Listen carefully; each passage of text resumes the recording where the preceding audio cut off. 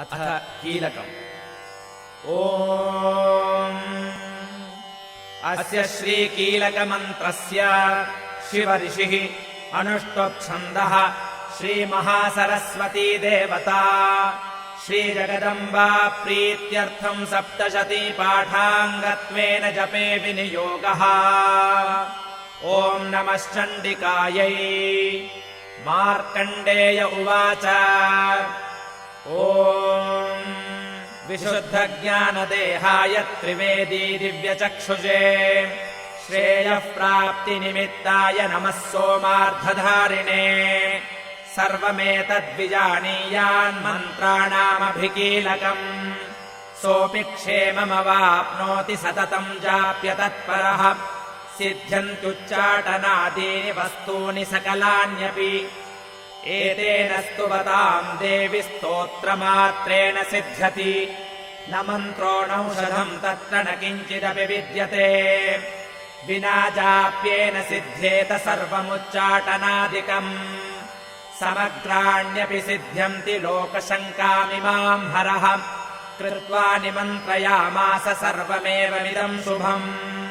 स्तोत्रम् वै चण्डिकायास्तु तच्च गुप्तम् चकारसः समाप्तिर्न च पुण्यस्य ताम् यथावन्नियन्त्रणाम्।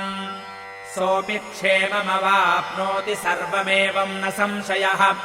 कृष्णायाम् वा चतुर्दश्यामष्टम्याम् वा समाहितः ददाति प्रतिगृह्णाति नान्यथैषा प्रसीदति। इत्थम् रूपेण कीलेन महादेवेन कीलितम् यो निष्कीलाम् विधायैनाम् नित्यम् जपति संस्फुटम्। स सिद्धः स गणः सोऽपि गन्धर्वो जायते नरः न चैवाप्यटतस्तस्य भयम् क्वापीह जायते। नापमृत्युवशम् याति मृतो मोक्षमवाप्नुयात्। ज्ञात्वा प्रारभ्य कुर्वीत न कुर्वाणो विनश्यति। ततो ज्ञात्वैव सम्पन्नमिदम् प्रारभ्यते बुधैः।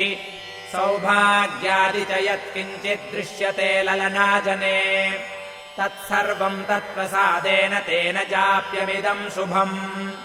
शनैस्तु जाप्यमानेऽस्मिन् स्तोत्रे सम्पतिरुच्चकैः भवत्येव समग्रापि ततः प्रारभ्यमेव तत्। ऐश्वर्यम् यत्प्रसादेन सौभाग्यारोग्यसम्पदः शत्रुहानिः परो मोक्षस्तूयते सा न किम् जनैः। ॐ इति देव्याः कीलकस्तोत्रम् सम्पूर्णम्।